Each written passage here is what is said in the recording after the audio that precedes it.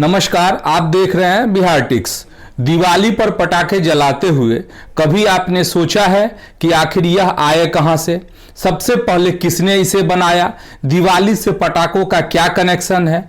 आज बिकने वाली फुलझड़ी, अनार, चकरी, चिंगारी, रॉकेट, सुतली बम, हंटर और पटाखे बनते कहां हैं? आपके इन सारे सवालों का जवाब इस वीडियो में हम देने जा रहे हैं। करीब 200 साल पहले चीन के लुयान में पटाखे फोड़ने के शुरुआती सबूत मिलते हैं।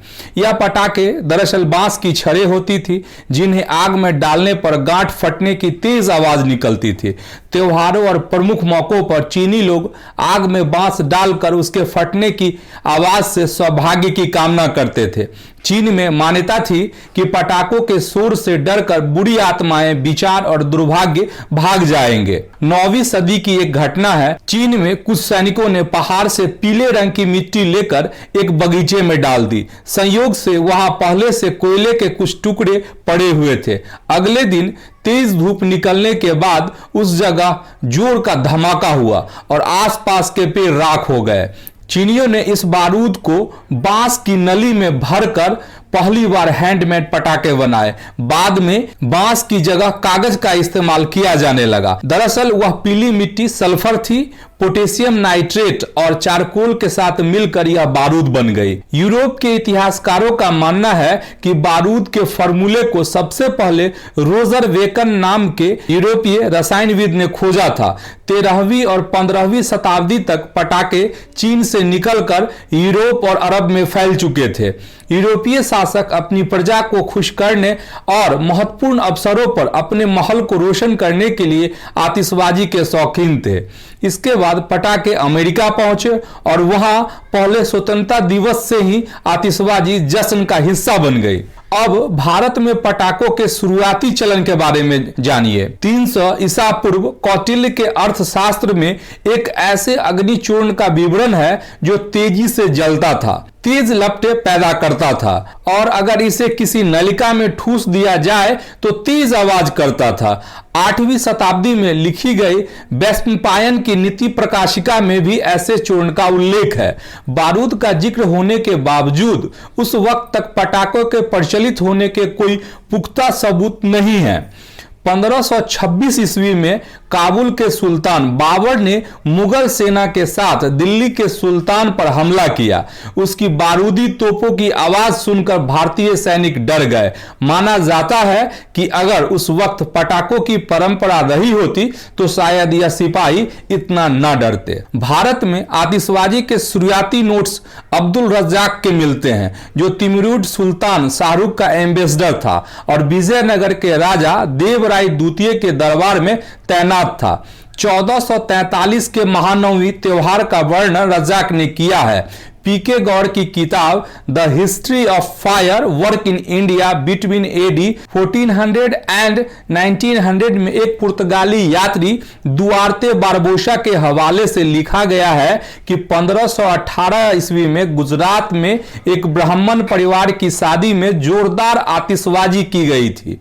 अतीश दीपंकर नाम के बंगाली बौद्ध धर्मगुरु ने चीन, तिब्बत और पूर्व एशिया की यात्रा से पटाखों के बारे में सीखा और 12वीं सदी में भारत में यह विचार लेकर आए। 17वीं सदी में दिल्ली और आगरा की यात्रा पर आए फ्रांसीसी यात्री फ्रैंकोइस वर्नियर ने इसका जिक्र किया है। मध्य युग में पटाखे और आतिशबाजी राजाओं का रॉयल इंटरटेनमेंट था।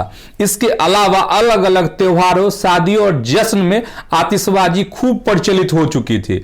पटाखों का इस्तेमाल हाथी जैसे बड़े जानवरों को प्रशिक्षण देने में भी किया जाता था। पीके गौड़ अपनी किताब में मराठी संत कवि एकनाथ की 1570 ईस्वी में लिखी एक कविता का जिक्र करते हैं, जिसमें रुक्मणी और कृष्ण के विवाह में आतिशबाजी होने की बात है। शादी में आतिशबाजी का यह चलन 19वीं सदी में भी रहा, जब 1820 ईस्वी में बड़ौदा के महाराज सयाजी राव द्वितीय ने अपनी दूसरी शादी में 3,000 रुपए केवल आतिशबाजी पर खर्च कर दिए। उस समय के हिसाब से यह बड़ा खर्च था, इसलिए इतिहास में दर्ज हो गया। सतीश चंद्रा की किताब मध्यकालीन भारत में लिखा है कि बीजापुर के सुल्तान इब्राहिम आदिल शाह ने अपनी बेटी की शादी में 80,000 रुपए सिर्फ आतिशबाजी पर खर्च किए थे। तो दिवाली में आतिशबाजी का चलन कब से शुरू हुआ? 18वीं शताब्दी तक दिवाली में पटाखों की विधिवत शुरुआत हो चुकी थी। कोटा में दिवाली का जश्न मनाने की बात पेशवांची वखार नाम की मराठी किताब में मिलती है। महादजी सिंधिया ने इस जश्न के बारे में पेशवा सवाई माधवराव को बेहद खूबसूरत शब्दों में बताया है कि दिवाली का त्योहार कोटा में 4 दिन तक मनाया गया। लाखों दिए जलाए गए। कोटा के राजा ने राजधानी परिसर के बाहर 4 दिन तक आतिशबाजी करवाई। इसे पटाखों की लंका कहा गया। इसमें राक्षसों से घिरा हुआ रावण बैठा था, वहीं बारूद से बने हुए बड़े हनुमान थे। हनुमान की पूंछ में आग लगाकर लंका दहन किया गया। यह सुनकर पेशवा ने अपने यहां भी जश्न मनाने का आदेश दिया। अब जानिए भारत में पटाखों के कारखाने के बारे में। पूरी दुनिया में पटाखों का सबसे बड़ा उत्पादक चीन है। दूसरे नंबर पर भारत है। 1923 ईस्वी में अय्या नादर और सनमुख नादर काम की तलाश में कोलकाता गए और एक माचिस की फैक्ट्री में काम शुरू किया। काम सीख कर वो तमिलनाडु के शिवकाशी लौट गए और माचिस की फैक्ट्री की नींव डाली। 1940 में एक्सप्लोसिव एक्ट में संशोधन करके पटाखे वैध कर दिए गए, तो नादर बंधुओं ने फौरन एक पटाखे की फैक्ट्री खोल ली। धीरे धीरे शिवकाशी पटाखों का गढ़ बन गया। देश के 80% पटाखे यहीं बनाए जाने लगे। हालांकि चीनी पटाखे आने के बाद इनकी हिस्सेदारी कुछ कम हुई है। भारत में पटाखों का व्यापार 5,000 करोड़ रुपए से ज्यादा का है। इससे करीब 10 लाख लोगों को रोजगार मिलता है। आपको हमारी यह रिपोर्ट कैसी लगी?